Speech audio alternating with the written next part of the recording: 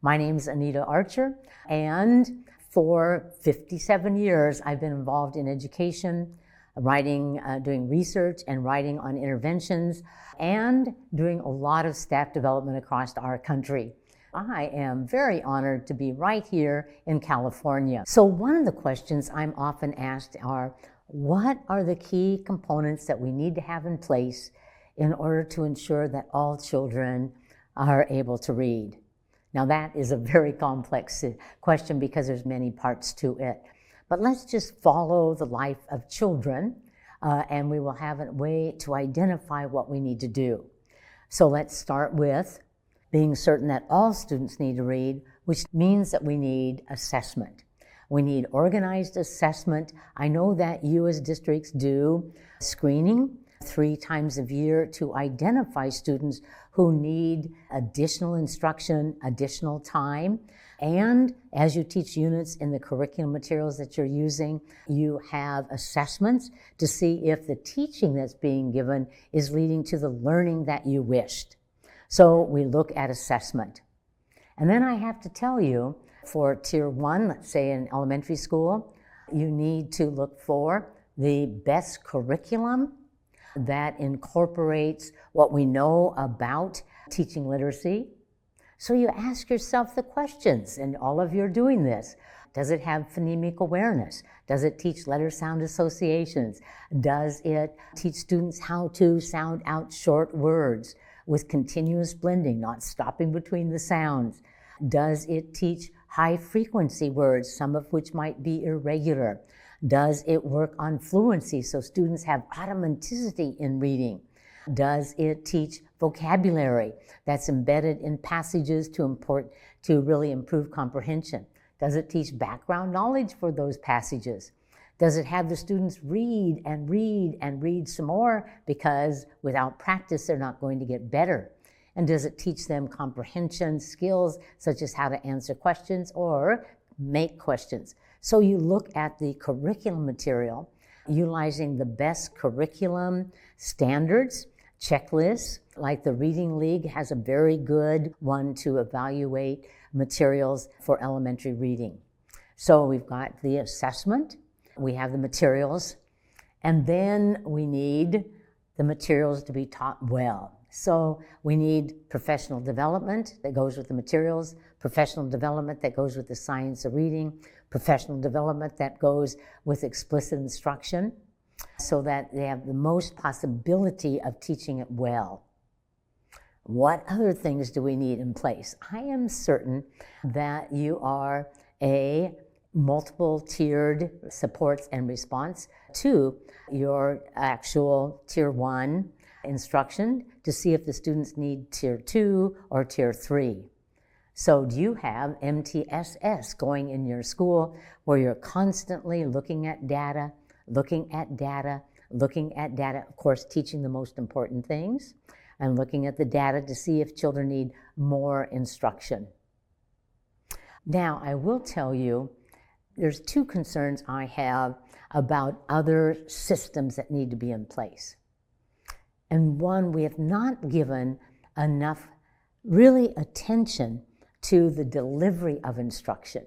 Because we could have very good instructional materials containing all the content that we desire, but not having it delivered in a way that the students are engaged, where they're saying things and doing things and writing things throughout the instruction. So whether you're a teacher or administrator, look at the number of opportunities students have to respond in lessons. And I'll start with my favorite thing to remind us of, and that is everyone does everything. Everyone says the answer. Everyone says the answer to their partners. Everybody writes it on their slate and holds it up. Everybody uses fingers to indicate which is the correct answer. Everyone does everything. So there are so many systems. But if you don't have screening, and you don't have good curriculum, and you don't have a way to address students that need more instruction, then your literacy scores will not be what you wish. I'll tell you one thing I was reminded of today. If you want them to read, they've got to read. And so often teachers are reading the slides to students. They're reading the directions to students. They're reading the content to students. And if you want them to read, then they have to read. What are some of our pitfalls that are happening in terms of really making a difference in literacy, whether it's elementary school or secondary? Pitfalls. The biggest pitfall that is our challenge over time has been to utilize practices that were not evidence-based. We have so much research on phonemic awareness, on letter sounds, on teaching decoding strategies, and teaching multisyllabic decoding strategies, teaching vocabulary, teaching background knowledge. Not only do we have to teach those areas, but we need to be aware of the evidence-based practices that make a difference. Children's lives are precious. What they learn is precious. Learning to read and write well is precious and necessary in our society. And so we must use the best practices every day in every way to make a difference with our students. Now, pitfalls too are that this requires every teacher is teaching well. What I notice is that there's often considerable variability from teacher to teacher, even at the same grade level. And we ought to teach so well that it's sort of like McDonald's. I hate to use that as an analogy, but you go to McDonald's in California or in Oregon, my home state, or you go in Washington, or you go in Hawaii, and when you order a big burger, you pretty much get it pretty much the same. We need to guarantee that whatever third grade teacher you get, you're going to learn to read. Whatever fifth grade teacher you get, you're going to learn to expand those reading skills. And whatever teacher you get in middle school or high school, you're going to read in that class. You're going to write in that class. So we can reduce the variability between our actual classes. Boy, the pitfalls are many, but with the screening, the right tools to teach it, teachers deserve tools, the right professional development, and your meetings where you're conveying what would be best practice, all of that goes in to remove the pitfalls. You know, I have seen schools that had 90% of their students were free and reduced lunch in the elementary school. 90% of them spoke Spanish. And there was so much tenacity to ensure best practice in every class that 90% of them were at or above grade level in reading and math. It can happen, it takes energy, but it feels so good to us as teachers when they learn. So we move away from pitfalls with screening, good practices, and exceptionally good, tenacious, relentless instruction. One of the questions was asked just today is, what would you do since you have focused your entire career on doing research in regard to interventions for struggling readers, or have written intervention programs, what would you suggest to look for interventions? I'm going to take that back just a step, because if we taught with very explicit instruction in kindergarten, first and second grade, and we taught the ability to decode words to mastery, and if we worked on fluency, both being very accurate, having appropriate rate, and also adding expression, we would significantly reduce the number of children needing intervention. So when you think about intervention, first think prevention. If you're thinking intervention, first think prevention. And work on Tier 1 in kindergarten, first and second grade. Now, we'll always have some students who need additional practice, additional demonstration, guided practice, checking for understanding, more I do it, we do it, you do it. So we'll have intervention, and I would direct you right away to what's called the IES practice guides, which go online, IES, Institute of Educational Sciences, and look at the actual practice guides they have in regard to intervention with older children. It's designed to summarize the research on what we know about intervention 4th through 8th grade. Now, what it would say is the majority of those students come to intervention because they can't read all the words. And if you can't read the words, there's no comprehension hope. So the biggest problem with older students in terms of reading are multisyllabic words. And so as you read through that practice guide, you'll like some of the other ones available too, IES practice guides, you'll find that the students need to be taught the letter sound associations in those words. They need to be taught a routine for breaking words into smaller chunks so that they could read it. And the smaller chunks are syllables. Every syllable has one vowel sound. Every child should be taught that starting in 1st grade. Every syllable has one vowel sound so that they can read those segments. But also, 80% of all multisyllabic words have either a prefix or a suffix. And so if I can read the prefixes and peel them off, and read the suffixes and peel those off, there's less for me to decode. So a strategy for breaking down words into smaller parts and being able to read them.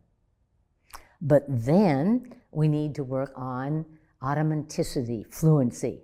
Now you, as competent readers, you pick up anything and you can read the majority, if not all, of the words on that page because they're already stored with their meaning, the pronunciation meaning, in long-term memory. So boom, you're able to read them.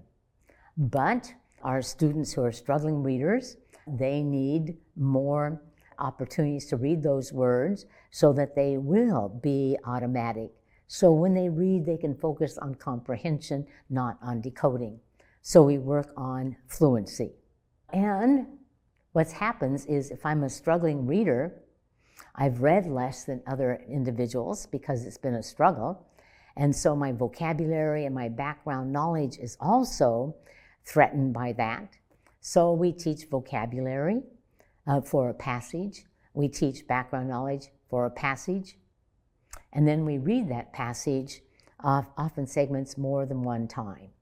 And so that the students have opportunities to increase their rate of reading. And often, always actually, intervention should also focus not just on decoding, not just on fluency, not just on comprehension, but also on writing in terms of spelling, and writing in terms of answering questions, writing in terms of summaries. Summaries are very useful for kids to learn to write. The biggest difference between, let me say, teaching a strategy in 3rd grade versus a strategy, same strategy, to, let's say, 6th graders who are struggling readers. It is all about the amount of guided practice. I have 3rd graders, I model it once, I model it twice, I do it with them, guiding them through it. I guide them through it, I guide them through it, I have them do it. But if I have struggling readers, I demonstrate the strategy, and then I guide them in doing it. What's the first step? What's the next step? What's the next step? I guide them through it, what we call a we do it, and a we do it, and a we do it, and a we do it, and a we do it, gradually fade it out, we do it, till you do it. There's more we do it's in it. Same content, because learning to read, whether you are a very fast learner or a struggling reader, same attributes, sort of like riding a bike. It doesn't matter what age you are, you have to learn the same things, like how to pedal, how to put on the brakes. And it's the same thing with reading. The same components, more practice, particularly guided practice. So one thing I am known for are Archerisms. In fact, today, as I was speaking to teachers and leaders in the county of Sacramento, I was asked a number of times, well, tell us about Archerisms. And Archerisms simply began across my career, 57 years, of asking myself, how could I take really important ideas and bring them down to a meme that could be memorable, that you just won't forget. And so when I taught in universities, or I did writing, or I did webinars, as I'm doing here, I included what we later called, or my students did, called Archerisms. So I was asked today, well, what are 2, 3, or 4 Archerisms that are particularly memorable to you? So I picked one out for sort of each aspect of instruction. So I wrote them down so I'd have them right here. So first, I'm teaching you, and I look at the content. Now, particularly if I'm teaching struggling students, I have to get rid of anything in the content that is not absolutely necessary, because I need to accelerate your growth. And so one way to do it is to give the content a diet, leaving only the most critical information. So the motto there is teach the stuff and cut the fluff, particularly for intervention. Teach the stuff and cut the fluff to accelerate the students so that they have the possibility of being an accurate, fluent reader. So then I thought about, that one's sort of on the content, then the design of the lesson, what would be the components in the lesson, and I'm going to go right back to one that sort of summarizes very good instruction. And that is, I do it, we do it, you do it. Repeat it with me. I do it, we do it, you do it.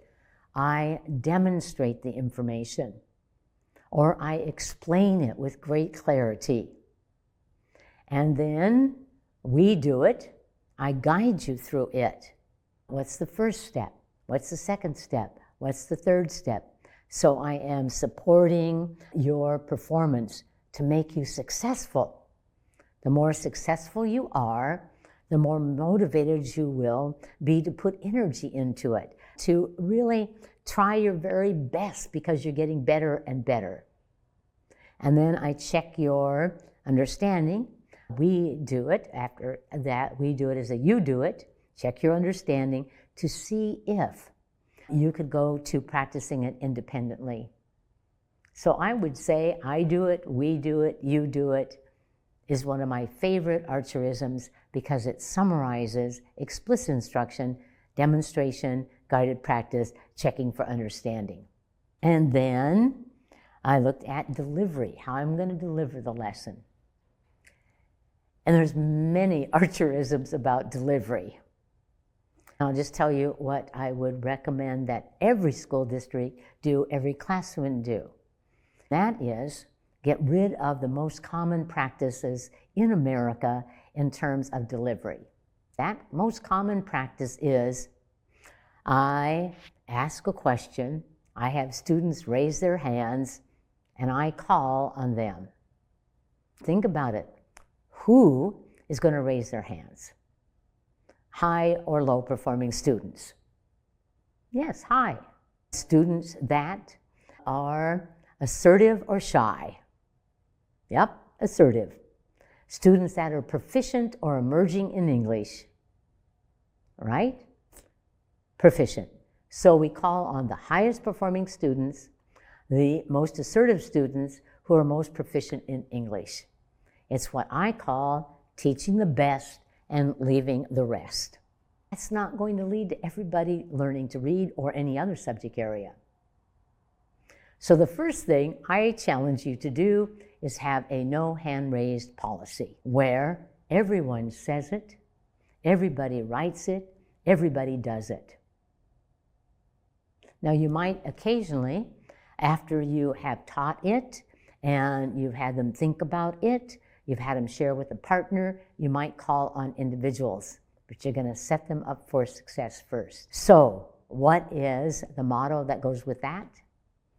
is one borrowed from a good California friend, Dr. Kevin Feldman, and he talks about everyone does everything. Everyone does everything. Well, how about management?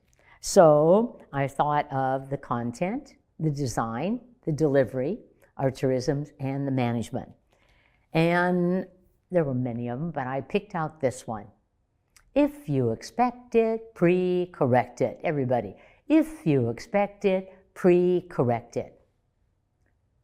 So many management problems we can anticipate. And if you expect it, pre-correct it beforehand. For example, let's say that I have a second grade class and the routine at my school is to go to one place and when they come from recess, they line up and we go down to their classroom. Now let's say I just swing open the doors and let them go in. There could be pushy, there could be shovey, there could be talking, there could be. But what if I anticipate that and say, look up here. Before we go into class, I want you to know the first do now that you're going to be doing. So as always, our first class is on math and our do now items are already up on the screen. And when you go in, take out a piece of paper. These are review what I've taught you, some yesterday, some a week ago, some a month ago. Okay, and do those items. Open door.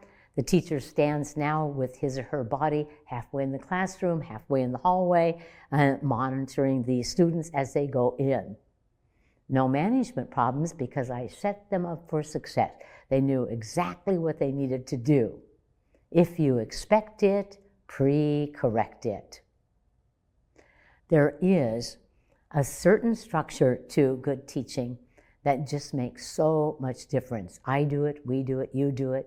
Lots of opportunities to respond, assessment that tells if they have learned it and how we need to adjust our instruction. We know how to do this, but we have many leaders listening to this, and I will say it requires leadership that's tenacious, coaching that comes in often to give feedback and to meet with and to talk about good instruction using what we know from research makes a difference. And then it takes all of the educators that are here today dedicated to the most blessed career you could ever have, the one that makes the most difference with children. Teach them well, for we change lives.